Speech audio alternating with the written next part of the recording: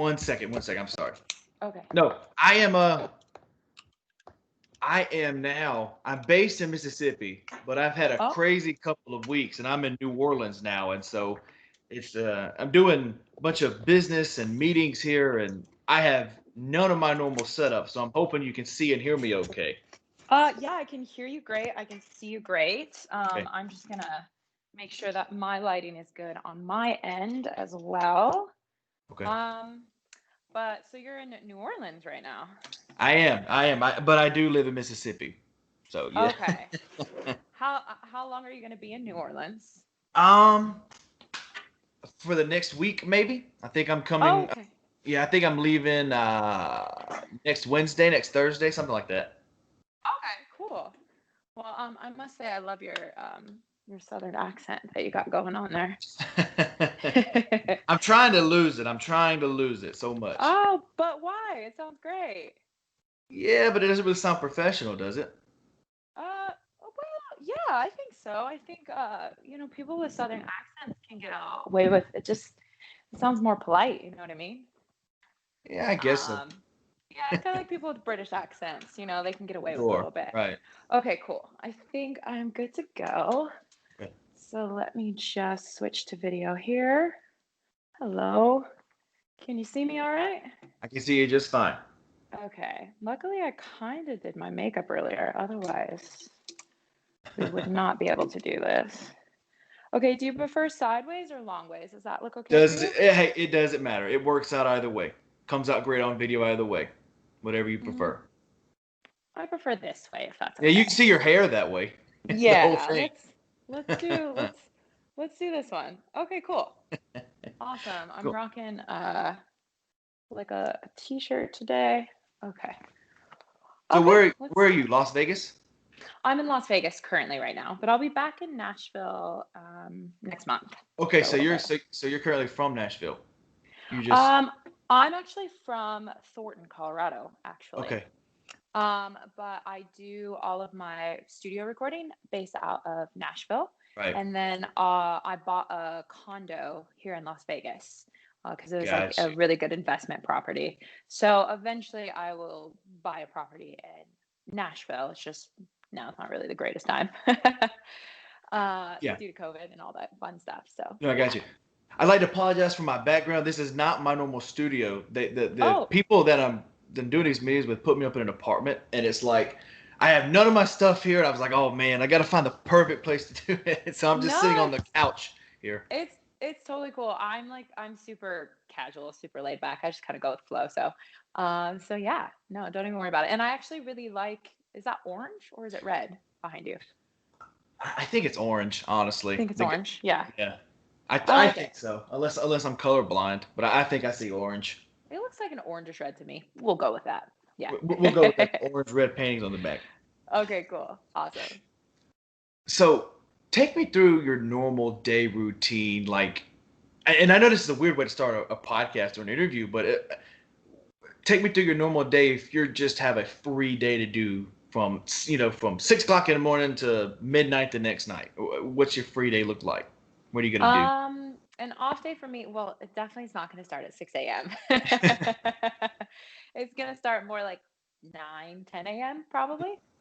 And if I'm doing nothing, like nothing music related and like staying away from my phone, staying away from social media, I would wake up, I would make my coffee because I love making my own coffee. It's nothing fancy, just regular Well, coffee maker. what kind of coffee do you drink? Right now I just tried this new coffee from Sprouts. Okay. I'm actually not sure. I'd have to go look in my cabinet, but it's a hazelnut vanilla flavor. Okay. And of course, I got my pumpkin spice Sure. creamer from Starbucks. And so I'll wake up and do that. And then I'll just kind of hang out around the house. I'll, sit outside on my porch. I have this really cute, very like patio with like curtains and like candles. It's really extra. And then I'll probably like binge some Netflix. I can definitely get down on some Netflix. That's if I'm doing nothing music related. But usually if I'm doing music related, I wake up, I'm usually on my like phone right away, responding to messages, seeing what time I need to post for the day, seeing what platforms I need to post. I try to post different things on each platform. unless I'm promoting like a new single or a new video or something like that. Then I'll post on the Right. same thing on all the platforms. And then, I talk with my manager, like my producer. I try to write a song. Uh, I went on like 14 days straight of writing a song. So I wrote 14 songs in 14 days. So I'll try to write a song at some point during the day. I'll definitely try to go to the gym, work out, stay healthy, and, practice and just all sorts of stuff. So there's always something going on because once you release one song, then you got to gear up already to release the other Yeah. one because you need like, at least 4 weeks in advance before the new song comes out to make sure like your publicist has everything that they need and all that stuff. So it's just, being an artist is fun. There's never a dull moment. Hmm. But there's some down moments though. Yeah, and in those down moments, I'm not gonna lie, I really love to binge watch TV. So it's probably not the best No, habit in the world. I'm the same with you because I have all the Netflix and all that stuff, but I keep cable at my place just because I like to watch like TV Land at night and drift off to Yeah. like Two and a Half Men or Friends or something like Yes. that. And here at this apartment, they have none of that. They just have Netflix. Of course. I love The Office, but Yeah. it's like that's not my go to sleep type of show. So like I didn't Right. sleep. I slept probably 3 hours last night. It was just like your Oh, mental anxiety is like, oh, yeah, I don't hear the King of Queens going in the background. I don't hear Two and a Half Men. I can't go to sleep. And absolutely. it was, and you're gonna make fun of me. A lot of people are, but I had to look up the theme songs on my phone and listen to it as it was to go to sleep. And You did not. I'm being That's 100% honest amazing. with you. 100% true. That's 100% true.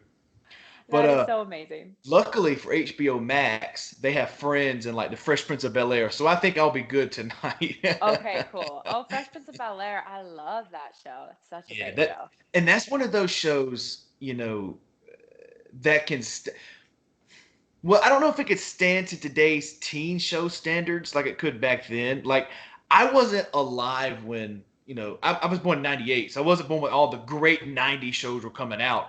But Yeah. I'm an old school. I like 90s country, 90s, the classic rock stuff, and the TV shows are where it's at for me. And it's like I don't think today I could watch a TV show as many times over as I do like Friends or Fresh Prince of Bel-Air, Full House, all those type of things. Oh, yeah. No, I totally agree with you. Like Friends, Full House, Fresh Prince of Bel-Air, all of those shows, even like Seinfeld, all of that stuff. Like I'm a huge fan of those shows. And don't get me wrong, the new sitcoms, there's some good ones, They're okay. but They're okay. it's I don't know, it's just not the same. And just like you said, like 90s country, like late 90s, early 2000s country is a country that I fell in love with. Right, So, right. yeah, And I I fell in and I love with kind of Hank Hill. I kind of make that up a lot. Like not make it up, but I bring that up a lot because it's like a lot of people are like Garth Brooks is my country, and it's like Garth Brooks is one of my all-time favorites. But when I was growing up, Garth Brooks took a break. He was no longer on the Yeah, scene, so it was like absolutely. for me, Blake Shelton kind of took that role in Oh my yeah, life, definitely. honestly. And it's like Yeah, absolutely. it was one of those things, and I don't know. It's just a weird time where we're in where we can actually go back because think about if we were in the 90s. I don't think you could watch anything from the 70s unless you probably bought like a DVD or something like that. I don't think they had anything like that. Yeah, that's true. I mean, yeah, we're so fortunate in like today's time to be able to get all this like throwback stuff that we can Yeah. watch just at our fingertips, literally, because everything now there's just sections that are like 80s sitcoms or 90s Yeah. sitcoms and whatever sitcom classics and you can just binge watch, whatever you're in the mood for. So it's technology is pretty awesome right now. Yeah. So what are you binge watching now? You mentioned Netflix a few times. So right now I'm watching. I'm almost done with the Haunting of Bly Manor. I think that's the name Okay. of it. Very Halloween spirit. Right. And but on Netflix, I have binged Scandal. I have binged. Let's see here, Vampire Diaries, the originals. I've binged. I just watched Julie and the Phantoms. Like I watched that in one night. I'm a fan of those like coming of teen Okay. dramas. Uh, Um, so I watched that because it's very musical. And the girl, she's only like 16, in the show, like, and she's actually 16 in real life, and she is phenomenal. Like, I'm just so impressed by her vocal ability, her acting skills. Like, just I was just like, who is this girl? Like, so I was Yeah. just, supporting. And yeah, and then I've watched all the Marvel movies in sequential order. I've That took some watched time, huh? it did. There's 23 of them. Well, right. I watched. I'm a big Marvel superhero fan, and I watched it from the first Iron Man when it came. Well, before that was like the Spider Mans and the Sam Raimi ones, Yeah, yeah, which yeah. I consider Tobey Maguire is my Spider Man, by the way. But I remember watching him when the first Iron Man came out, all the way to the conclusion of Endgame. I Right. remember I remember that movie being a wreck for me. Like me and my brother, we'd watch them together, and we were sitting in the theater crying together. It was just like, oh my god. I know, and that scene, that end scene, because I'm a huge Tom Holland fan. I love Yeah. Tom Holland as a new Spider-Man. I Yeah. Oh, he's actually my favorite right, Spider-Man. right. Like, I grew up with, Well, Tobey Maguire and all he that stuff. fits. I think he fits the bill more than the other two did. But Exactly. I can see where you're saying that. Yeah, but like that scene when he, like when he disappears and he's like, Yeah. it just like, In and Infinity War. Tony Stark is right there and you could tell he just feels so bad. You're just like, oh my God, what happened? And I mean, it's just, yeah, I'm a Well, huge Marvel fan. I just think it's so cool the way they film them. I just think it's so cool the way they do all the animation and all like the special effects. Like, it takes so much work just on the costumes, like everything about them. I'm just obsessed with those types of movies. I just think they're fantastic. what got from me was, and spoiler alert here for guys that haven't seen either of the new Avengers, you should go watch them. But Yes. anyways, but like you said, like when in Infinity War, when Spider-Man disappeared, didn't know where he went. They died technically, and Yeah. then the end of Endgame, where Tony snaps his finger and dies while holding Spider-Man. It's just like, oh my God, what are you? Yeah. It's like, what are you doing to me, Russo's? I can't take it anymore, man. It was, and it was. I said that was probably the best superhero I've ever seen, but I think I kind of hyped it up a little bit because after I rewatched it, I was like, this is a little slow towards the beginning of it. Yeah. It was, you didn't know where it was going because what they did to Thanos in the beginning, you're just kind of like, Right. well, that was a short 3 hours. It was like, what are we doing now? Yeah. Yeah. It was. No, absolutely. I agree. I agree. So great though. So I guess I'm assuming since you're watching that Haunted of whatever, because that's a sequel to the first Haunting of whatever, right? Is it Haunting of Billy something? I don't know. I'm actually not sure. I can look it up real quick. It popped up on my because you know how Netflix, like when there's something Yeah. brand new, and I think it was in the top 10, or it might have been number one at some point. So that's why I watched it, and I was in the Halloween spirit, and it Haunting just of finished. Bly Manor. Yeah, Haunting of Bly Manor, and I think I'm on episode 6 right now. So, Is, and is it they're like full episodes. is it They're like worth an giving it a hour. watch? Yeah, it's really good. The acting's really great. Okay. And they did it really clever because you kind of start off like, what is going on? And then Uh-huh. you kind of figure it out, but then they like completely switch it up. And then all of a sudden there's all these like flashbacks and stuff, and you're like, yo, what is happening right now? And then you Yeah. kind of like are getting like filled in and what's going on and stuff. So it's very good. It's really great for the Halloween spirit. Like, it's a perfect thing to watch right now for, October, in addition to some Hocus Pocus and some Nightmare Before Christmas, all that fun stuff. So yeah. Yeah. Isn't it weird how us as Americans, we consider Hocus Pocus to be the go-to Halloween movie? I don't know. That movie's brilliant. Like, No, I'm meaning weird in a good way. Like of all the Halloween movies, you go to that one. right, I think because that one is just so family. Like all the, Sure. Friday the 13th and you know, Jason's, whatever Yeah. those movies are called. They're just, they're only for like a certain, age group. Whereas like Hocus Pocus is very family.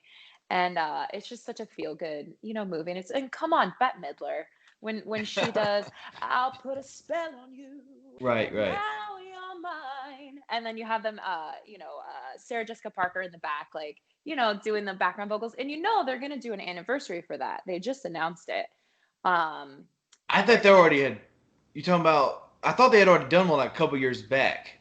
Was that is no, that not right? no, so they're doing an anniversary, because I think it'll be 30 years or something like that. Yeah, it'll Okay. be 30 years Okay. coming up in a couple years. It'll be 30 years since it came out. And Uh, so they're gonna do, and Sarah Jessica Parker and Bette Midler, they're all coming back like that. The original ladies are coming back. So I'm super so what excited. are I they? will definitely be there. Are they gonna do like? Are they remaking the movie, or are they just gonna do like a live event? I guess. I think they're going to do a continuation of the movie. They haven't fully announced the script and things like that, but they just announced Yeah. that they're definitely going to do an anniversary, and the original ladies are coming back. So I just got super excited. I was like, yes. Well, that's interesting because I haven't seen that, and I was talking to not a name drop here, but I was talking to Jason Marsden. He was on the podcast a couple of. Yeah. He played the cat Thackeray Binks on Hocus Oh Pocus, yeah. Yeah, yeah. and this was last month, maybe a month and a half ago, and he didn't even know. No one had even told anybody that there was going to be any type of new movie or reunion. So it was kind of. I wonder if that was in the works when that was happening, or it just got announced that quick. I think so because I just watched a movie the other night, and it like literally was trending, like that topic was trending at that Okay. point. So it could be a new thing, or I could be totally wrong. I could just be making stuff up right now. But no, I the article said that the three ladies were coming back, and anyways, yeah, I just think it's exciting. They're not going to film until next year, I Right. think. Yeah. Yeah, so it's a while before they film. Yeah. So I know what Tennessee is like with the corona, but what is Vegas like? And I don't want to bring that up and talk about the whole time, but it's the biggest Yeah. elephant in the room right now. No, absolutely. Vegas is back to normal. I mean, of course, we're wearing our Yeah. masks, and a lot of the casinos, in order to go in, you have to get your temperature checked right there, and of course, they have hand sanitizer everywhere. They have sinks up everywhere. Things are to limited capacity to somewhat, but where was I at? I was just at one of the casinos in Red Rocks, which is just right down the street from where I live. I live in Summerlin, and it was packed. Like it was I was like, wow. I was like, I don't know if anybody's social distancing anymore. But I'm Yeah. guessing Yeah. it was probably still under capacity, because the casinos are at half capacity, but it was really, really busy. I was really surprised. But you know, things are, they're not quite the same. Performances still aren't happening. There's smaller shows or like duos and things like that, but there's still no Cirque du Soleil. There's still no big shows yet or anything. Yeah. It's not going to be coming back until next year. If you're into like very horror-esque type of things, one of my good buddies, Zach Bagans, has a haunted museum down there in Las Vegas you should check out. Really? Oh Yeah. my gosh, yeah. He has he has the original Annabelle doll from like the Conjuring movies that it's based on, and it's like there is no way I'm gonna walk into that building and come out the same dude I walked Right. in as, you know? Oh man, no, that would be really cool. I love museums. I actually just went to the Mob Museum here in Okay. Las Vegas, and it's right downtown by Fremont, and it was so well done. I love museums. Like when I was in Ireland, I went to the Titanic Museum because I'm a huge fan of the Titanic Yeah. and I history. just I just went there actually as well, so this is kind of very remembering to me. I went to the one in Pigeon Forge. Oh, cool, cool, cool. That's awesome. Did you like it? Uh, I mean, for to be truthful, this is like my second, third time going, so I kind of Oh, knew what okay. it was about, but which I Right. think they add things every year or something like that. Probably. What I liked about the one in Belfast is that's where it was actually built. That's where the Titanic was built. Okay. So I got to stand, where the Titanic was built, back in the day. And they had these amazing replicas. And it was just really well done. And the building is Uh, based off of a compass and based off like the coordinates or something of like where it sank. So it was just I loved it. So the Mob Museum had that same kind of feel. Like it was very, very cool, very well done. You could tell they got like artists to put some of these pieces together within the museum. So it was I loved it. And I learned some really cool things about the mob. They're, yeah. you know, kind of scary. But you can't 100%. knock them for their creativity. Yeah. And you can't knock them. Like these are people that, didn't go to college and, were, typically high school dropouts and stuff like that. But they had this massive, underground, illegal, you know, communication thing where they were teaming up with each other and, from Cuba to Mm. DC and DC all the way down to, California, Southern California. And you're just like, how did this even happen? These people that were, quote unquote uneducated, but Mhm. able to, and, millions of dollars in alcohol, smuggling and just all this stuff that they did. Like, I'm just like, y'all are creative. Like, what you did was not okay, but like, I'll give it to you guys on Of all the creativity. things about that's fascinating about the mob, the one thing about the mafia or whoever you want to call it, they have some loyal people in that Oh group. yeah, Like, they do. it's Yeah, just like you're gonna leave me. Well, that's fine. I'm gonna have 15 of my guys hunt you down no matter where you're at, and you're going to right, get got. And I just like right, that's yeah. loyalty right there. Absolutely. Yeah, it was crazy. It was really fascinating. So I like to do stuff like that in my spare time too. And when I have time to, educate and learn some new things outside of, just the music industry. So are you kind of like a history buff, history nerd? I do. History was my favorite subject in Yeah. school, and so I love all things history. And lately, during this time, I've actually been researching into my family lineage and learning more about the history of my family and like where we came from, and like where my why I'm so musically inclined and things like Sure. that, and just learning some really really cool things that I never knew, and excited to learn more and trying to stem my lineage back as far as I can too. So it's a lot of fun. Two questions about history. Yeah. One, what's the most fascinating history type of story that you've heard that you're just like, okay, that's kind of interesting? Um, I mean, honestly, there's so many, but I really like the Egyptian culture. It's one of my dreams to be able to go to Egypt. And I know it sounds crazy because I know people that have gone. They're like, yeah, like you go see the pyramids, but like you can see like all the Americanized, like KFC and all the other things just like right across the street. And I was like, what? That's not even fair.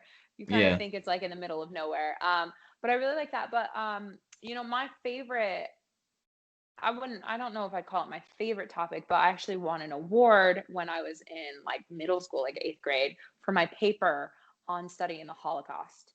Mm. I think it's a very eye-opening and very, very sad time in the world. And there's some really, really crazy things that I learned for that. So I really like that type of history and kind of diving into those types of facts and things like that. And yeah, when I have time, I'm not going to sit here and say that I do it all the time, but Yeah. I watch a lot of documentaries and stuff like that as well to kind of help educate myself and feed the palate. What is one history subject or story that you learned throughout your schooling or just of reading, but then you realize you do further detail that that's probably not the truth? Well, if I'm going to be honest, something that we in my schooling, because of where I grew up, I didn't grow up in a very diverse area, so I actually didn't learn a lot about Black history at all. Mm. So that's something that I had to do later. They kind of touched the surface on some things, but there's some really I mean, they don't really touch on anything. Like Mm. they don't really dive into anything.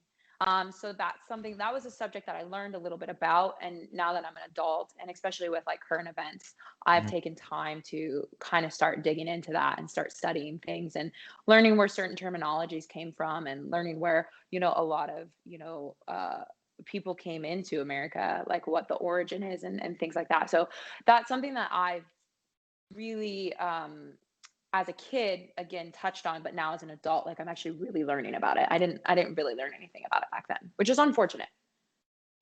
Yeah, for me, I don't want to answer the question, but I find it interesting that Napoleon was not really a midget, I guess you could say, or a little person. He was Yeah. actually just like 5'9". It was just how the Right. people, and it was just like Yeah. And also, like Christopher Columbus, that was not a good dude at all. So why do we have No. Columbus Day? Well, It's like, now man, they call it Indigenous Day. okay. I didn't know that. So yeah, they changed it to Indigenous Day. Like if you look at your like your calendar in your phone, it'll say Columbus Day, but then right under it, it'll say Indigenous Day. Like that's so yeah, they're kind of trying to change it. We should sort of petition called "What a Bastard Day," just because it's just the guy killed people, man. The guy was He's nuts. Yeah, he slaughtered just entire, communities and stuff like that. It was, It was yeah, I rough. mean, back then, I mean, that's why kind of organized religion and, things like that really, took hold because there was nothing to really hold the people accountable back then. They just did whatever they wanted. And, it's really interesting to see like when laws start getting put into place and like when, people, started taking action and things like that. Like it's really cool to see.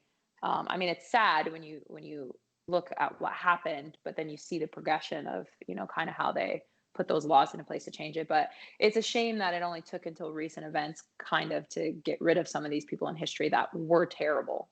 I mean, yes, he discovered America or whatever, but like he But still he did some did really it. bad things. But he did. What Exactly. he did. He didn't even do it. He didn't even discover. What did he discover? Like what?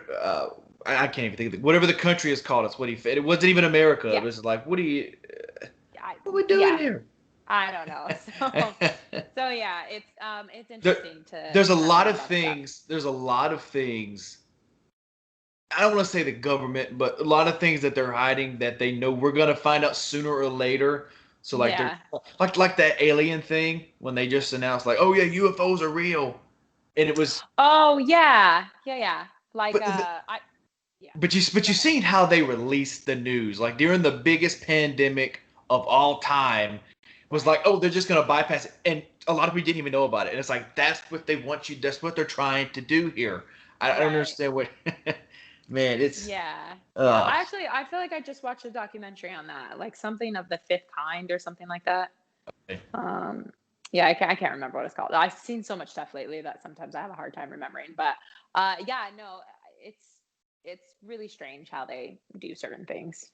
I just yeah. it's it's Some it's it, it's weird because it's kind of sticking with the history subject. It's like I'm trying to get Bill Nye, the science guy, on. Like Oh that's wow. one of my want to gets. I'm not big enough for him, but at least I've gotten a reply back from their people, and it's like, oh, Yeah. here we go. But it's interesting to me because I grew up in a Christian family, believing in God.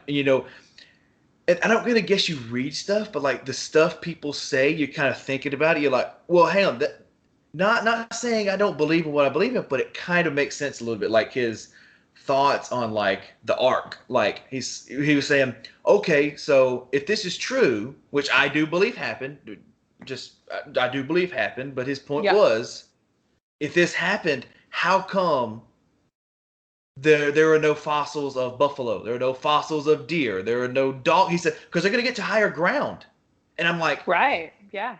that makes. And then the guy saying that there's dinosaurs above the ark. There was no dinosaurs on the ark. Are you kidding me? Dinosaurs did not live in the same era humans lived in. That's a whole No. different. I Yeah, mean, absolutely. oh man. No, I agree with you. It's oh man, we're gonna get on a rabbit hole, and I don't want to do that because Yeah. I do that That's all I do that all the time on these podcasts. I just chat, and I know a lot of no, people. Some it's people don't. actually Some people don't like when I just chat, and they just like I want to talk about my stuff and get off, and so it's like, oh, what do I do here? no, it's actually it's really nice. I like I said, I never know what to expect with like podcasts and interviews and stuff like that because I also don't like to know like what people are gonna ask me in advance. I like to just go with the Well, flow and have it well, be super good organic. because I don't like pre-writing questions because Yeah, I feel it takes the truthness and the realness out of the podcast. Because I agree. if I'm Yeah. gonna sit here, look at my phone, I'm not gonna be listening to you talk. I'm gonna be like, okay, well, she answered question one. Let's go to question two, question three, question four. Yeah. It's just, uh, Absolutely. And if both parties are connecting, you can just go with the flow and, just see what happens. Absolutely. Some people do need scripted, questions. I've had a couple interviews where I'm like, oh man, This is a Oh, rough man. one. Don't even ask me. I I had can only imagine. I had one time, and this is the same I have two actually. One, the guy was pestering me. Man, I love your show. I want to come on. I want to do my music. And this is not bragging by any means. It's just I was like, sure, okay. Send me over your stuff because my only rule for the podcast, if I like you, you're gonna come on. If I think you're terrible, you're not gonna come on. I'm sorry. It's just Hey, that's fair. I mean, I'm sorry. It's just like you had to decline people, and then you're like, to be nice about it, but this guy just kept pestering and pestering. I was like, your song sounds okay. Maybe if you release another, it'd be good. Sure, come on the show. Oh my God, Ashlie. Oh, was it that bad? I would say, so tell me about this song. I don't know, man. It just came to me one day in the car. It was like a 6-word answer. And I'm like, you expect me to go answer? It was like, I was kind of being a dick the episode because I'm like, you have to give me something. I can't just. Right. And 12 minutes in, and I asked a question. It was like one answer, and I said, "Okay, talk about your new song. We're getting off here." It was rough. Oh man. I can only imagine. I've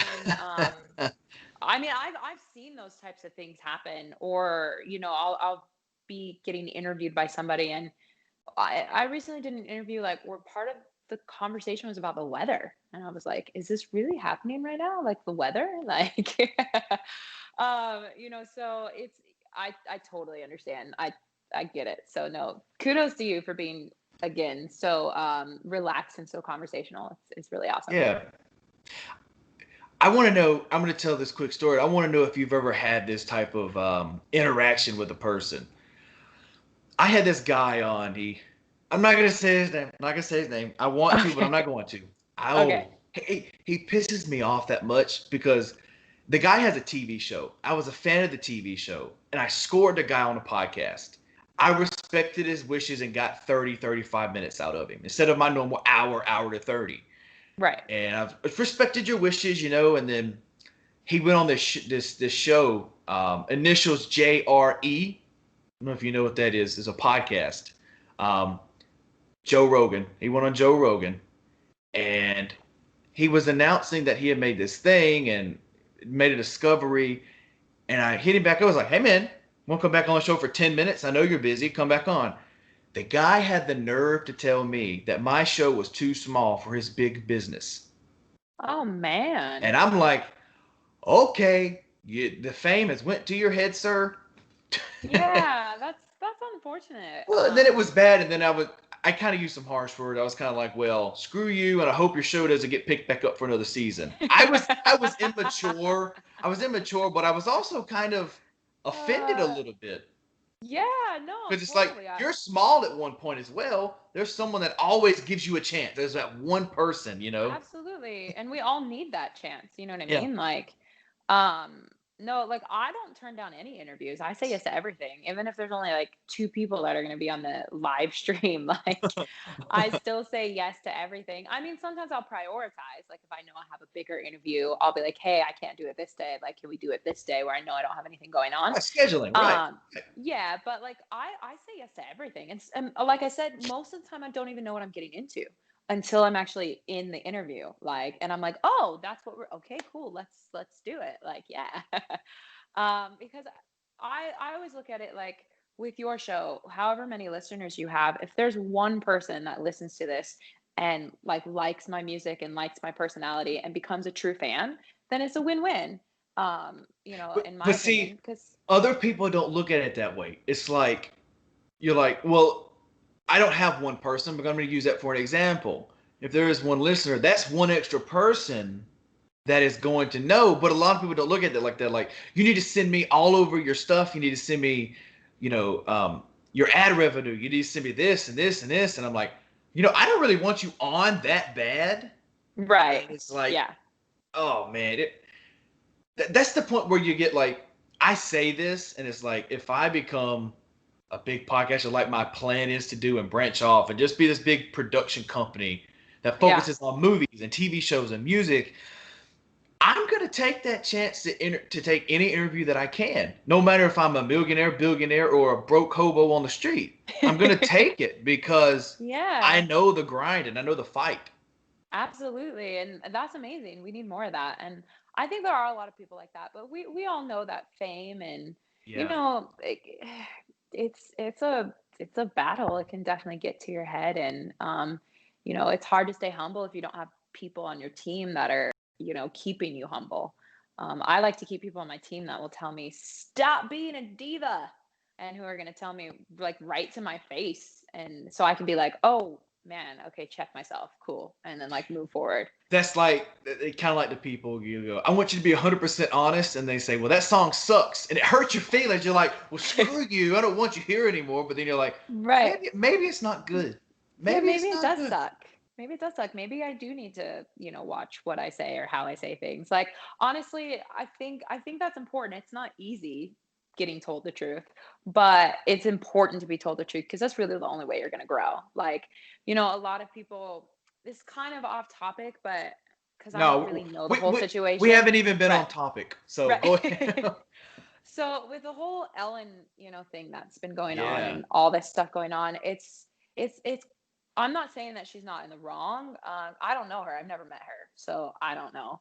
And I do know that like when one person comes out, then everybody comes out, and sometimes it could be just the smallest thing, but I feel like sometimes people forget that somebody like Ellen is still just a person like everybody else. Yeah. So she's gonna have bad days. She's gonna say things that she doesn't mean because we've all been at the airport at the lady, at running the ticket who wants to charge us $200 for our bags, and we get upset. Be like, it's only a pound over. Like, why Mhm. are you charging me? What are you're telling me that I can have two 50-pound bags, but I can't have one bag that's 51 pounds? Like, it doesn't make any sense to me.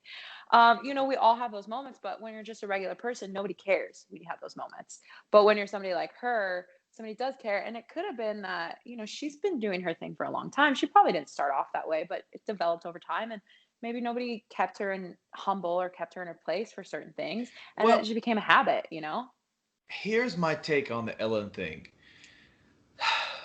She has so many people around her every single day. Yeah. And I kind of use, because she came out and she said, I haven't been the nicest person. And I Yeah. look at it as, so you're saying Ellen DeGeneres gets 20 hours of sleep a night, wakes up at 8 o'clock in the morning. Hey, I'm ready to go. She's not normal and sometimes fights sleep and can't get 1 hour. It's like she is a person. You're going to have a bad day. I snap at Exactly. people. You're going to snap at Oh, people. yeah. She's going to Absolutely. snap at somebody else again because, for one thing, that's her show. She's running her show. She wants it a Absolutely. certain, like me. Somebody's coming, hey, you're going to do your show this way. No, my show, doing how I want to do it. You know, Absolutely. you know, Yeah. it's like Steve Harvey kind of did the same thing. He was kind of, he said, from the 5 minutes that I'm walking from my dressing room to the stage and from the stage to my dressing room, nobody talked to me. And it's like, you're a jerk, Steve Harvey. That's 10 minutes that he has to himself. He may not have another 10 minutes for another 10 Right. days. And Yeah. it's just, Absolutely. yeah, the Ellen Jenner, people just take all that stuff out of proportion because what if it would have been the They manager do. at Walmart? You know, she's not Nobody. worth she's not worth $100 million, so it doesn't really matter. Exactly. So I still am a huge Ellen DeGeneres fan. Me too. I love her show. I think and I always look at things, I always try to get the bigger picture, and being an artist and being somebody who, has performed in places where then after you're off stage you can't go anywhere without people knowing who you are. And Yeah, let's be honest, like I go sure. anywhere and people know who I am. I can't hide. I don't blend at all. So, and it can be hard when you're like, oh man, I really just want a coffee right now. And it takes you an hour and a half to get one. And people just have no sense of, like bound, like, oh, she's eating. Maybe I should like just let her eat instead of like coming to have like a 45-minute conversation. Um, so it's one of those things that people don't realize that. And if we're having a bad day, or maybe we had a bad performance, or maybe we're not feeling that well, we might not be at our best, and but people forget that, that we're people too. So I think that's why I'm so I'm so sympathetic and empathetic to a lot of, performers that do have bad days. And I'm like, she had one bad day, like Ariana Grande, like she had a bad day. Like, I'm not saying that she did what she said is right, but like, if it was, your daughter at the grocery store, nobody would care. It's only just because it's Ariana Grande. Yeah, I look at that two-sided. I look at it from both sides of the coin because I'm like, you're a celebrity. You knew you were signing That's up true. for it. You knew, Yeah. but then I'm also like, they probably didn't know they were going to be that big. Like, kind of like Arsenio Hall. He was big for a certain point. Now he can probably go around and do whatever he wants without having thousands of people on him. Right. Right. And you definitely hit the button on that one. Like becoming a celebrity, there's responsibility that comes with it. Right. And you do have to be a lot more censored on the things you Sure. say, and a lot more censored with things. So I'm the type of person that now I'll just kind of let other people have my battles for me. I'll be like, so like my manager, if I'm like, no, I don't want to do this, blah blah blah, he'll be the bad guy, and then I'm just like, be like, yeah, thanks, it's so great to work with you guys, like blah blah blah blah, and like I'll let other people fight like those battles, so I don't have to be like the bad guy in certain situations. So yeah. Well, I think it may. I don't want to, and I do this, and I wonder if you're the same way. Like, I don't want to be famous, but I want to be successful. Right. Like, Dwayne Johnson is famous to me. Kevin Hart is famous. It's yeah. That's famous. I don't want to. I want to be where if I want to go get something to eat, I can go, and it's just. Right. I just want to be to the point where they're like, hey, that guy did something for himself. Right. And not, oh my God, we gotta do this, we gotta do it. You're gonna, Yeah. it's man, it's. No, I totally feel you. I want both. I mean, being a singer, you kind of, Well, you you kind can't of, not, right, like, right, yeah, yeah. And with what I'm standing for, and the project that we're working on, and the amazing people I have like behind me, it's so much bigger than just me. So I have to take all of, like, I've already processed that and been like, okay, like this is what could happen, and this is what I'm gearing up for, the biggest of biggest. So I have to make sure that my decisions are based off of, that. And so it's hard, but again, it's like you said, it's what we signed up for. Like when we want to become an artist, you want to become an actor, you want to become, that type of, celebrity on that type of influence, that type of platform, it is, it's what we signed up for. There's no way around it. yeah. And then I have, well, I don't really, I follow the rules of when you're supposed to talk to celebrities and when you're not too. Like if they're with their family or when they're eating, don't go talk to them. Right. But if they're just freelancing around the park with their dog, hey, Absolutely. don't start a 15-minute conversation. Like the most No. respectful thing to do is go up, say, "Hey Ashley, just want to let you know, big fan," and then walk away. Absolutely. Like when I met, so I met Kate Winslet on one of Oh my wow, okay, flights. Yeah, so we were flying to Alaska, and our flight was on hold, and I was flying first class, and obviously she's flying first class. But we were waiting, and like I had gotten upgraded on the flight.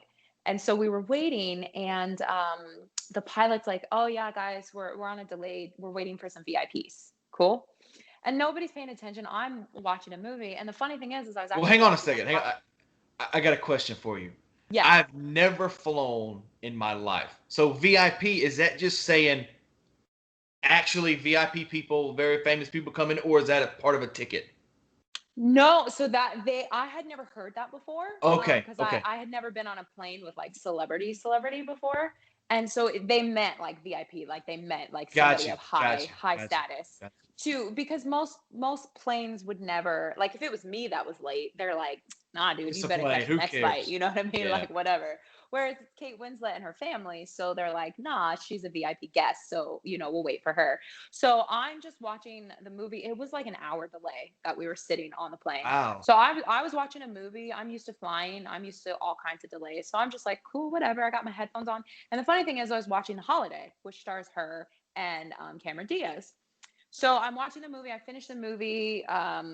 We're finally in the air at this point. We're flying. Blah blah blah blah blah. I didn't pay attention who was coming on. I was just watching my movie. And then I get up to go to the restroom, and I wasn't really paying attention to like the sign that had like the red on it. I should have, but I wasn't paying attention. So I get there and I'm like, oh man, the door's like, somebody's in the bathroom right now. Mm. And so all of a sudden this British voice comes out and it's like, she's like, I absolutely love your hair. I would try to do a British accent, but I don't want to Wow. offend anybody. Like, I don't want to offend anybody with my British accent. But all of a sudden, this British accent comes out like, I absolutely love your hair. And she's like, you are absolutely beautiful. Like, you're Wow. stunning. And I was just like, oh, like, thank you so much. Like, I really appreciate it. Like, how are you today? I had no clue who she was yet, right? So, because you got to keep in mind, like, when I met her, she was holding a baby. She had like Mm. a jacket with her hoodie up, and then she had one leg on the wall. Like, she was super comfortable, right? Like, she was just chilling. And so it didn't click who it was. And all of a sudden we're just in like a brief conversation because I'm just waiting for the bathroom. Like, you wait what, like a minute, minute and a half tops maybe. And so we're having conversation, and all of a sudden she says something, and I don't even remember what she says because I remember just looking at her and being like, this woman looks familiar. And so I was like, I'm so sorry, but you're not who I think you are. And she's like, yes, I am. And Wow.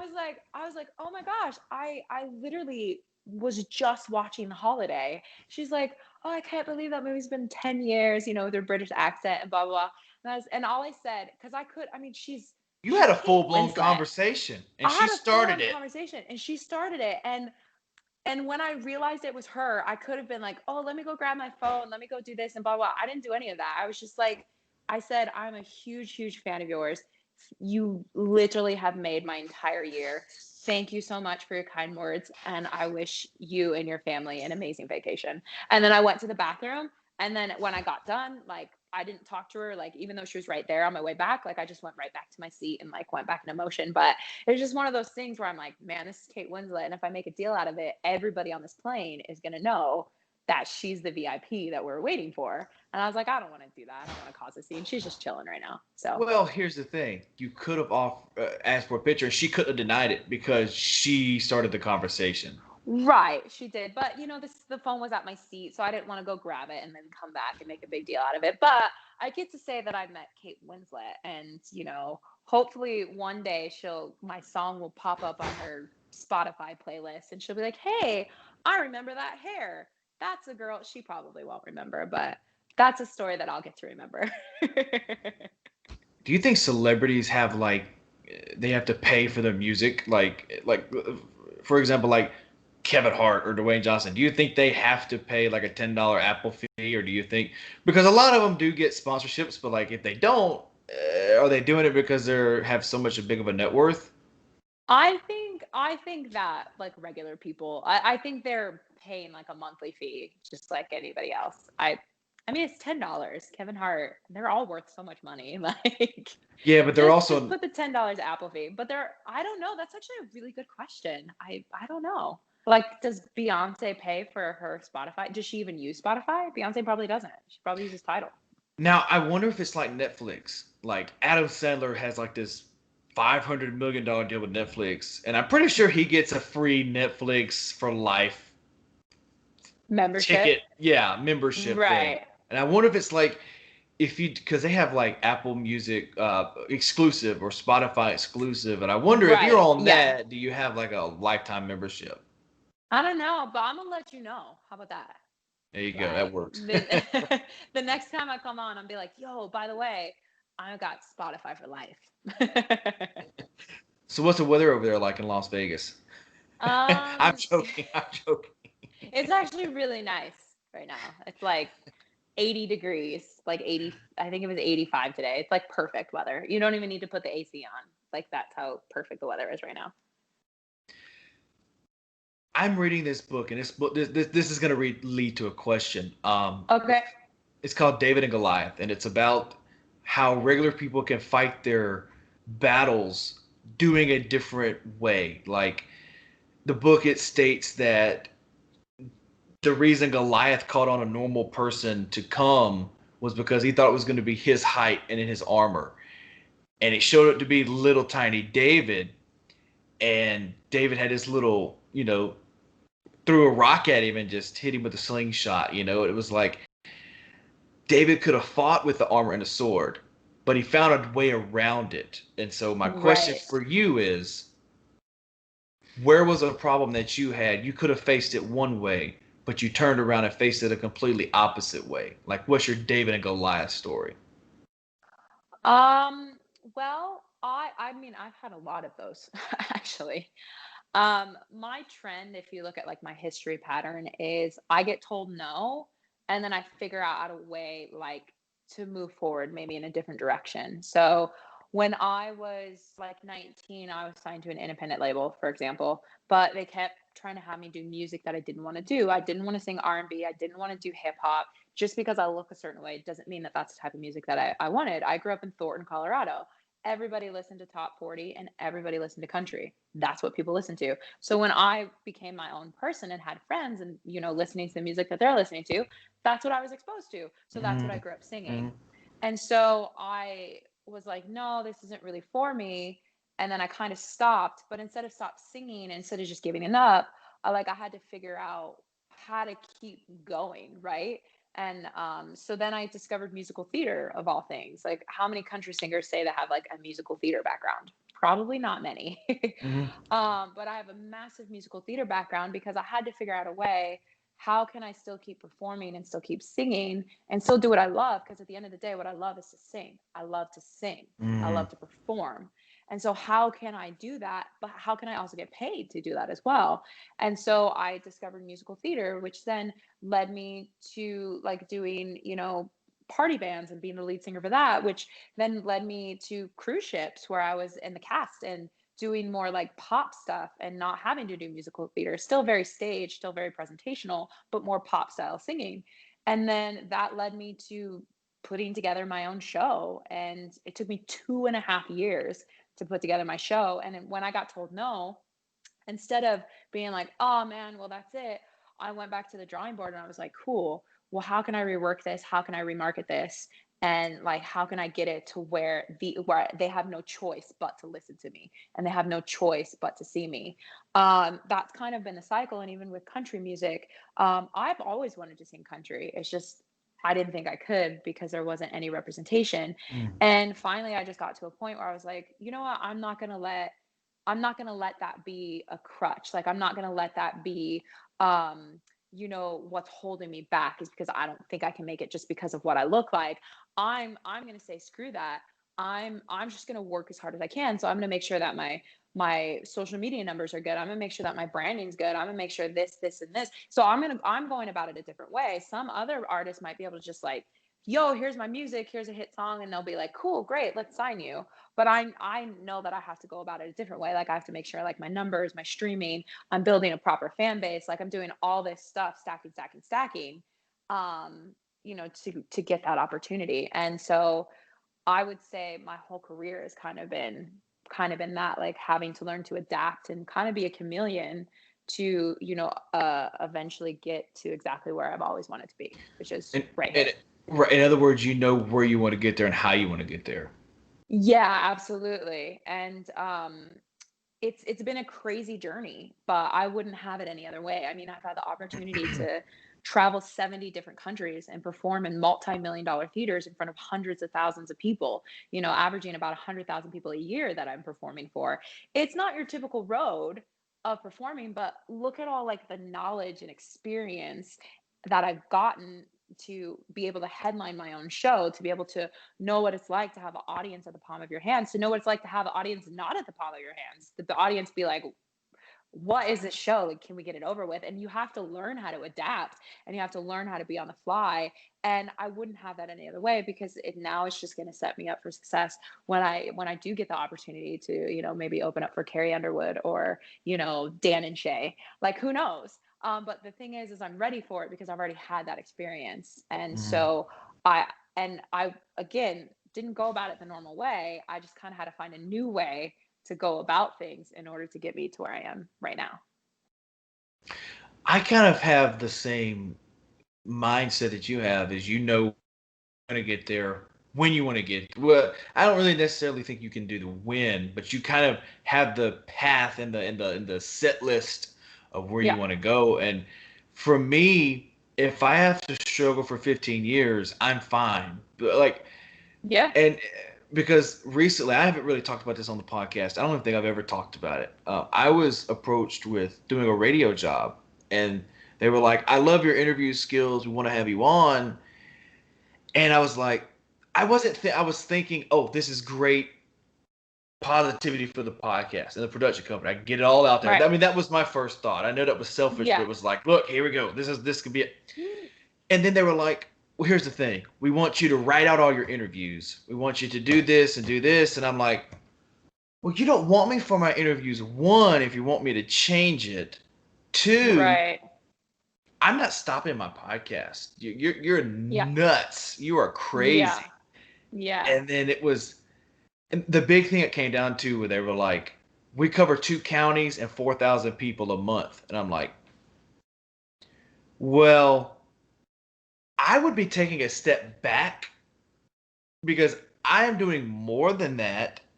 And if I were to do that, I would just have to create another me and restart the journey all over again. Sure, Right.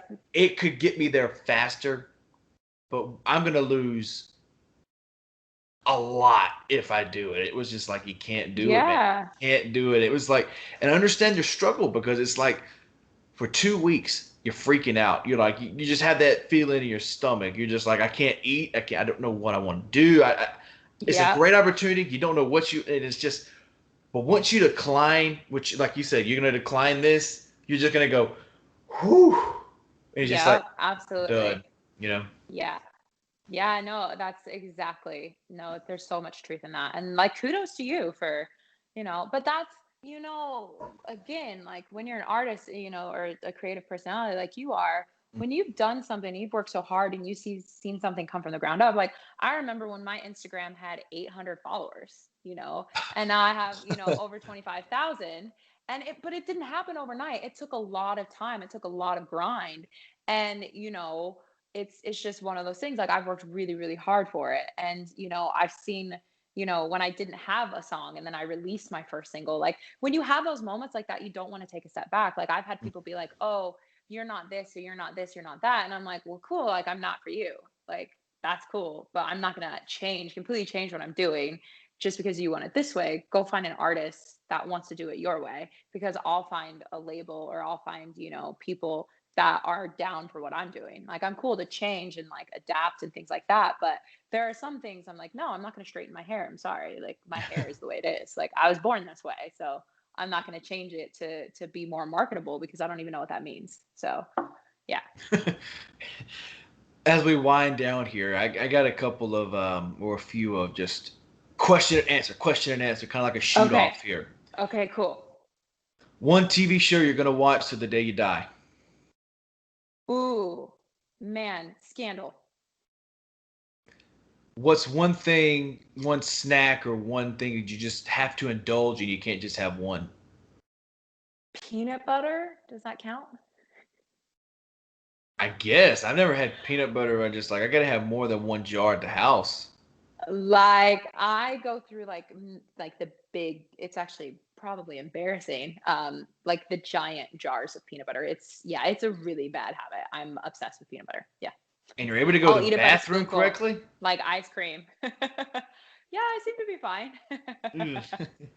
Mine would be I, I kind of rotate. I come on the teeter totter a little bit. Like now, it's like the gummies, like Sour Patch Kids or Oh gummy bear. yeah, I go. delicious. I'm just like, are you kidding me? Like they're just like crack. Right. One other thing I'll say is my Yeah, favorite yeah. is goldfish. Goldfish are like, especially the rainbow ones. I don't know why they taste the same, but they're just more fun. But yeah, the little goldfish crackers. Little. What's one movie that you consider? What's your favorite movie of all time? Ooh, that's a hard question. Up on the list would be A League of Their Own, Oh, Clueless, I which did is not complete expect opposite. that. I did A not League of expect a Their League of Own. Their Own. Yeah, I didn't Oh expect my that. gosh, I That's love probably that sexist of me movie to so say, but I much. didn't think. No, I love that movie. That movie's brilliant. You got Madonna and Well, you got Rosie. one question It's about that movie: is there crying in baseball? Sir, she's crying. She's crying. There's no crying in There's no crying baseball. in And he's baseball. like, I want you to treat these women just how you would treat your mother. And then I'm pretty sure I can't say the next line, but I'm gonna say it anyway, and hopefully you can bleep it out. You can But say I love whatever it you when want. There's okay. no language barrier. Whatever you want to say. I love it when Tom Hanks is like, did anybody ever tell you look like a little penis with a hat on? He's like, that's it. You're out of here. You're out of here. And then you got Rosie being like, yeah, that's it. I'm in charge. I'm in charge. Let's go. Like, I could A quote that very movie.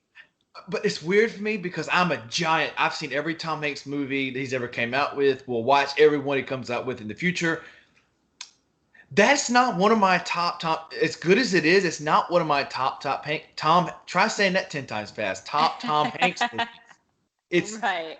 it's great, but it's just like I look at it as is it as good as Castaway or Forrest Gump? Is it right there with it? I think it depends on your preference because obviously Right, Forrest right, Gump and right, Castaway are amazing movies, but those aren't my favorites. You right, know what I right. mean? But That's what I'm they're saying. brilliant movies. So Yeah. I think for me, I like a lot of feel good movies. Like I'm very eclectic when it comes to movies. So like my top three, I would put like League of Their Own, Clueless, and Back to the Future. I know that sounds crazy. Like very weird, but I love Back to the Future. I actually just wrote a song and referenced Back to the Future in it because that's how much I love it. Back to the Future is fantastic. Oh yeah. I didn't really care for the sequels that much. They're never as good. Two was okay. Two was The okay. You third know, one's a bit of a stretch, but we love it anyway. there are exceptions for certain movie series where the sequels are better than the originals. Yeah, like Batman, Dark Knight. The second Yeah, one's better Dark Knight than the Rises. original. Yeah, Right. Yeah, yeah. yeah. Like for me, it would be like the Planet of the Apes, the newer ones. I Oh think those yeah. are Great fantastic. Like example. I think Yeah. those are fantastic. Like they just get better when you just like they're supposed to be making a fourth one, and I'm like, don't make a fourth one. It's been too long. It's been too Right. like It's been too long, and don't ruin a good thing. Like, but no, you're so true. Like, I was obsessed when the original Transformers movie came out, but then like the fantastic. sequels, it's so good, and then the sequels came out, and you're just like, oh, man, I can't even get on Ah, board with this. And sometimes they just shouldn't remake movies. So like, I'm a huge Nightmare on Elm Street fan, huge Nightmare on Elm Street yep. fan, and like The I love remake the was original kind of, with it started off so good. It started off so you know, good. And then after that, it was just like, you're like, man, they went way overboard with the CGI. And then, like, some of the most iconic scenes they didn't even do, like when Johnny Depp gets sucked into the bed and the blood just like squirts out. yeah. Man, they didn't even attempt to do that scene. You know, they made a remake of. I'm a big nerd, so like Teenage Mutant Ninja Turtles. Oh my God. The Not a remakes fan of of those. those, the remakes with Megan Fox, those Yeah. are actually they surprised me with that because I was Yeah. going in thinking, all right, this is not going to be 1990s kicking butt turtles. This is gonna it'll surprise you. I know you're not a fan, but like it will sneak up and surprise you. Like, wow, that was actually good. Well, I've seen them all because I'm a huge Ninja Turtles fan as well. So I've seen Okay. all the original movies. So I'm super biased and I like the original ones. Oh yeah, yeah, yeah. I'm also yeah, like I just Michael Bay. I'm just he's not my favorite director. Yeah. So Now, yeah, let's go to the '90s turtles. yeah. I know we're taking a long time here, but No, that's cool. That's cool. That's cool. Yeah. let's go to the '90s turtles, which I think the TV series. I love the TV series. I can watch it, the old cartoon. I can watch it from beginning to end. Yeah. For me, the best '90s turtles movie has to be the Ooze. Oh yeah. That Go was ninja, go ninja, go. Go ninja, go well. ninja, I can go. just Yeah. remember. I don't remember the other two as friends. Well, I remember now because I've watched them since then. But when Yeah. I remember the toys, the toys, they were in the toy store. That scene where they were pushing the mechanic the clown. He was like, yeah, and he just goes back. I can remember it blankly. And I'm just like, this is a great freaking movie. Like it was just Yeah. fantastic. No, I agree. No, that one's brilliant. The third one, where they go back in time or whatever, yeah, not so much. It's okay.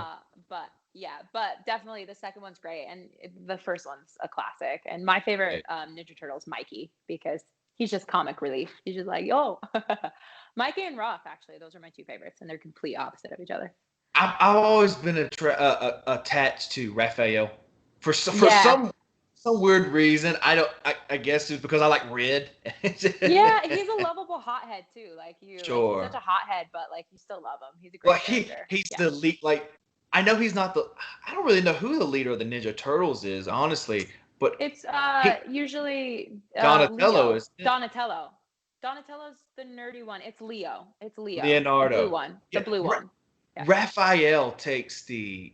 He acts like he's the leader, and he the Yeah. leader. And I kind of think that's kind of okay. I get what you're coming from. Yeah. Yeah, definitely. Yeah. I feel you on So that. what's a movie besides A League of Their Own where you're just talking and they're like, oh, I did not expect you to like that type of movie. Um yeah, I mean, I kind of surprise people a lot because I'm like a super like I'm a huge Harry Potter nerd. Like I read all the books Okay, and I've okay. seen all the movies like so many Haven't times. done I can either. quote them as two. Yeah. So I kind of catch people off guard a lot because I have a really wide range. I always say like it's the same thing with music. Like I don't limit myself to just like country and top 40. Yeah, Like yeah. good music is good music. Like I listen to rock, I'll listen to metal, like I'll listen to, classical, I'll listen to, country, I'll listen to R&B, pop. Like good music is good music and you can find good songs in pretty much any genre of music if you look hard enough. Not every song is for everybody, but that's the joy about, music. I mean, Spotify gets 40,000 new songs a day. So there's plenty of music out there for people to listen to. Yeah. And that's kind of how I take it with movies. The movie that surprises everyone when I tell them that's my favorite movie is like Meet the Parents. Oh, that's a great movie though. For some reason, I don't know. I don't know. I guess it's just the and that's one of my favorite lines from a movie period is when they're talking and he goes, can you milk a cat, Greg? Yeah, you can milk anything with nipples. It was just like Anything with that's this like the that's the best. So that's the next question. What is your favorite movie line of all time? oh man, these are like hard questions. I never actually think about this stuff. Okay, That's I'm the actually point. gonna reference Clueless here because Never seen it, Clueless but is okay. Clueless is brilliant. It's a brilliant movie. Alicia Silverstone just totally knocks that movie out of the park. And you got Stacey Dash in it. And there's a line where she's like in a debate class and she's blonde and she's super rich and she's very ditzy like when she talks, but she's talking they're talking about like making room for like Haitians or something like Sure. that. And she's like she goes on this whole speech and she's like, when I think about the Haitians, I think about like my dad's like 50th birthday. And she just goes on this huge rant and you're just like, what is she even talking about? And she's like, so it's like the government can just get into the kitchen, rearrange some things. We can certainly party with the Haitians. And I repeat that it does not say RSVP on the Statue of Liberty. Like she just goes on this huge rant and you're just like, you know what, Cher? Like that was totally like ridiculous, but yes, we totally get your point. Like it's so ditzy, but she says some really brilliant things in the movie within her ditziness. So I can definitely quote that whole movie as well.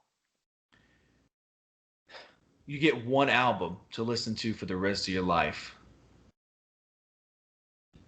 Can it be like a live album or a number one It hit? could be whatever you want. Take number one hits off because I don't consider that an album. Okay, how about Honest, live? honest. How Live about works. live? Live works. Okay, without a question, Whitney Houston. Okay, I can see that. Um, yeah, but like she does this version of All the Man That I Need. That's my favorite song of hers. Okay. She does this version of All the Man That I Need live, and she's doing it for the heroes. Like it's a heroes performance. And when I tell you it is the most incredible thing, I know I'm super biased because I'm such a huge fan of hers. And I do an entire show that's dedicated to her. So I'm obviously a little biased. But it is so good. Like her pitch, her inflection, her performance, like the fact that she could just stand there and just sing and you were just so engaged, like people would not take their eyes off of her. Like that's just she's amazing. And I've said this before. I mean, how many vocalists can turn the national anthem into a top 20 hit? Like Give me another one besides live and number one hits. Which that works. I'm just trying to pick your brain a little bit. Yeah. Another one would be, the crazy thing is I don't actually listen to a lot of albums anymore. I listen to playlists. I would say question, because that's the reason for this question, because not a lot of people do. It makes you think a little bit. Yeah, this is actually, it's making me think. I haven't listened to an entire album in a really, really, really long time. Actually, I don't even know if I could do that, because only the whole album that I always listen to on repeat is always Whitney. So I think that's gonna have to be my only and final answer on that one. Mine would be Continuum, John Mayer.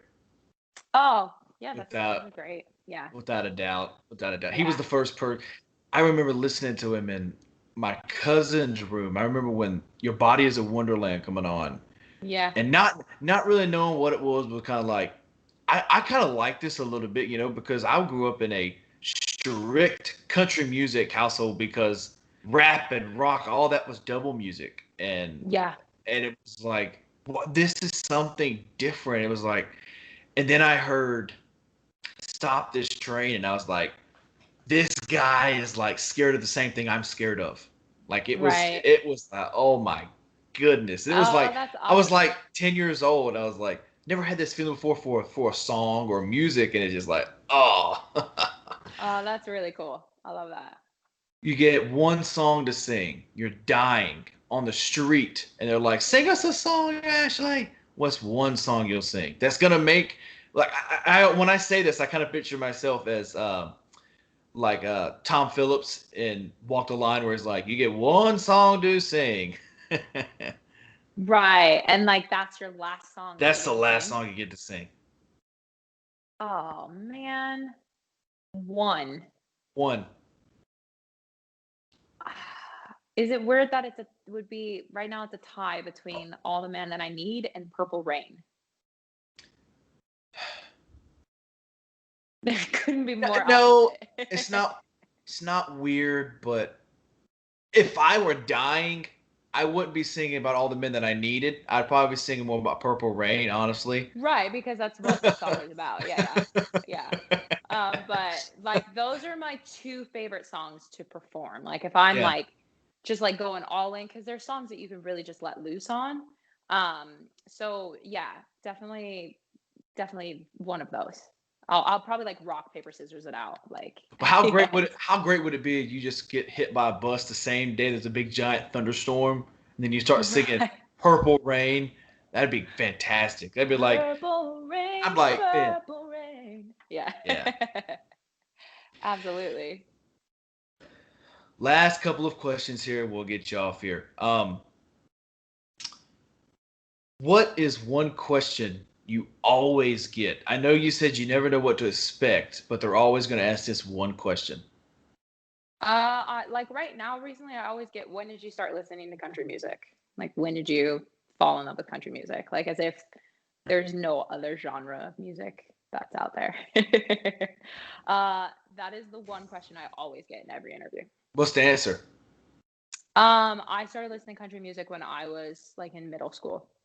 And I fell in love with like LeAnn Rimes and Faith Hill and Shania Twain. And that's when, high school was Tim McGraw. Like everything was Tim McGraw in high school. So that's when I grew up listening to what my parents listened to, which was like the Spinners and Earth, Wind and Fire and the Supremes and all that kind of stuff. And so it wasn't until, I was with older kids and like hanging out with kids that were around my age that I started to discover music outside of just what was on the radio, that my brother and sister listened to. So, yeah.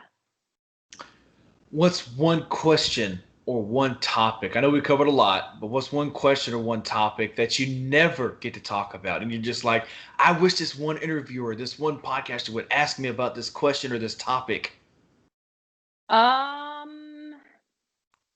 Actually, I feel terrible because I actually don't know. I feel like I've been pretty lucky recently in my interviews to have people have a wide range of topics. Like today, I've really enjoyed not talking a lot of music and just talking, which is really cool because sometimes a lot of the interviews are just strictly music related that you don't Yeah, get to see past the and I hate personality. those. And I hate Yeah. those because it's like obviously if the fans are going to listen to the episode, they know your story inside and out, and you Yeah. know this like it's you know the answers are coming. You already know what they're going to be. You can recite them. It's like somebody that wrote a book and they have to read it 30 times. They're going to know the chapter by Yeah. heart, every word. Yeah. So Exactly. I used to do it that way. I used to be. I'm just going to strict life, listen, and everything. But then I realized I was like, it's easier for me. Less. I'm always prepared. Always have a list of notes in case something goes wrong. Of Never course. questions, but I'm always like, it's easier for me to just chat and talk because I like to talk, and uh, I don't really want to hear the person if I've already listened to their interviews doing research. I don't want to hear the same things I've heard before. Right, exactly. Yeah. So so yeah, I would say that every now and then if it's like super music related, I'll be like, but like I like movies and I like, to go I like to go see musicals and I like to go this and I like to go to the gym and I like there's other things that I like to do besides just, singing. And so it's nice like to get to talk about those sometimes. Yeah. Do people ever say, look at that hair? What are we going to do with that hair? Oh, all the time. All the time. Recently, people are like, "Oh, you got to do something about that hair." I was just doing a live stream the other day and it wasn't for my normal demographic. It still went amazing. And one of the comments when I went back and rewatched it were like, "Is her hair alive?" or something. Like just people say really stupid things and I just laugh and just be like, for some people it's a statement, but this Well, is my I would hair. I would look at it this way. That's like people that have a gap in their teeth.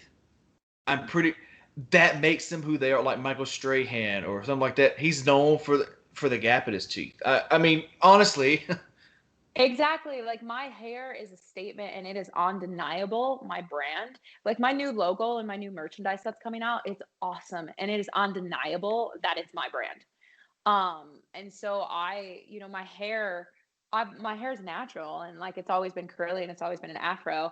But like I braided the sides one day because I was like, I want something different. And I went to my hairstylist. I was like, could we do like a mohawk but with like natural hair in the center? And she's like, yeah, sure. And I did it and the response was just stupid. And so I was like, well, damn. I was like, this is gonna be my hairstyle. And then, as over time, it got bigger and bigger, and now it's just like a massive statement. And most people are like, "Your hair is the coolest thing I've ever seen." Like, awesome. Like people stop dead in their tracks. They take photos. Like I can't go anywhere without my hair getting commented on. Literally nowhere. do you feel bad when you wear your own merchandise out in public? No, not at No. all. I'm representing the brand. I'm Well, like, I I'm feel local bad. girl. I feel bad because I'm wearing a podcast shirt and I'm like Yeah, trying to keep it nah, down. But no. Be here's what I proud. do. Here's what I do. I have one regular shirt that I would wear like to town and stuff, and I always just get like a shirt that's like two sizes bigger. That's just to lay Yeah. around the house and do whatever in. And Yeah. it's just what it was today. And I was like, you know what? I don't really feel like changing, so why not? No, it's totally cool. I'm all for it. Like represent that brand, support it. Come on. So your new song is what I was asked to promote. I know we hadn't promoted it the whole hour and a half, but That's fight with okay. you. We're getting there now. Yeah, Bev said promote current project, fight with you. So fight with you is a song about people making fun of your hair, and you're saying you're gonna fight them. No. No. Okay. Fight with you is about it's about like your ride or die. It's about a relationship where you would rather fight with this person than be with anybody else. You're not only do you want to be with them, but you choose to be them, regardless of the good and bad. So like, there's really cool lines in there like broken glass on the floorboard, like dumped your shirts out the top drawer. Like so obviously things are getting a little cray cray, but at the end of the day, there's nobody else you'd rather be with. And that's what that song is because especially in country, there's a lot of breakup songs. And I actually don't have a lot of breakup songs. Out of the 10 songs that we've cut so far, only 2 of them are breakup songs. And that's what I love about Fight With You is it's got like a cooler message of, sticking, with that person that you want to be with. I mean, of course, if it's like toxic and, like crazy, crazy, that's a different story. But it's just about being like, nah, like there's nobody else I'd rather be with than you. And so that's what Fight With You is about. And it's super catchy. And one of the things I love about this song and the way Jamie Tate, my producer, the way he produced it is we focus a lot on inflection. And because a lot of songs nowadays, people be like, I got to hit all these crazy notes and I got to do this and do that. And trust me, I can hit those notes and I have songs where I do hit them, but it's nice not to have to rely on those notes to sell a song. It's nice to just rely on the melody and the production and the vocal delivery of the lines to sell the song. And that's what I really love about Fight With You is it's got this great laid back modern but still kind of got like a throwback feel to it, and I love it. And we use all live musicians, all live everything, so I'm really, really proud of this song. It's really great. Well, look, Ashley, I hate to break up the great conversation, but I know you got to get off here, and we all got things to do. So Yeah. go ahead and give out all your social medias and anything you want to promote. Take as much time as you need to. Absolutely. For all you guys that are listening, thank you guys so much for listening with me and Dylan tonight. Really, really appreciate it. And you guys can find me anywhere with Ashlie Amber, but I spell my name differently. So just make sure you spell it correctly. So Ashlie is spelled ASHLIE Amber.com, or you can find me on Facebook, Instagram, and TikTok at Ashlie Amber Official. Again, that's ASHLIE Amber Official. And then you can find me on Twitter and YouTube by just my name, Ashlie Amber, ASHLIE, and everything on Spotify, Amazon, Apple Music, anywhere, any streaming service, just type in Ashlie Amber, ASHLIE Amber, and look for the hair. You guys can't see me right now, but look for a massive, massive mohawk, and it's me. So that's where you guys can find me. All her social medias will be down in the episode notes. So if you didn't hear, you can go down there and find it. So if you're listening on YouTube, you're not going to hear this, but if you're listening on the podcast, I'm playing your song right after we get done with this interview. So awesome. People go stream it. Download it. I don't really say download anymore because I stream music and I don't want to lie. So go stream it. Yeah, go stream it. we still get a percentage of every stream. So stream 0.00001%. But yeah, right. You still get that. Hey, that pays for the next single release. Sure. Long time, but it pay for it. It takes like 10 years, but we'll get there eventually. Like, don't even worry. All right, Ashley, I appreciate you joining me. Hopefully we can do this again soon. Yeah, absolutely. You've been awesome. Have a great night. All right, you too. Bye. All right, thanks. Bye.